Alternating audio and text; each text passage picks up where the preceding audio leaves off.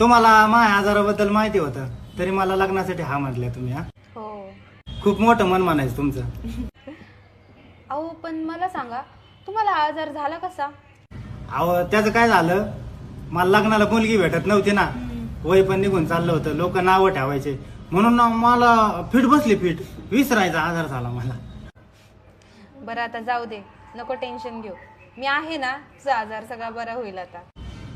कसला आजार? विसरायचा. अहो मग चांगल्या डॉक्टरांना दाखवून घ्या ना.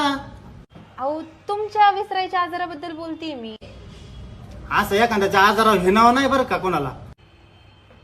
अहो पण तुमचा आजार बरा नाही झाला तर आपण लग्न कसं करणार? हो मॅडम, डोक्यावर बिकाव पडलं काय तुम्ही? लग्न झालेलं आहे माझं, लग्न बायको आहे, मला पोरगी आहे. बळत कुठं गाळात पाडता? बरं बरं ठीक आहे, मी निघते. जा शांताबाई जा.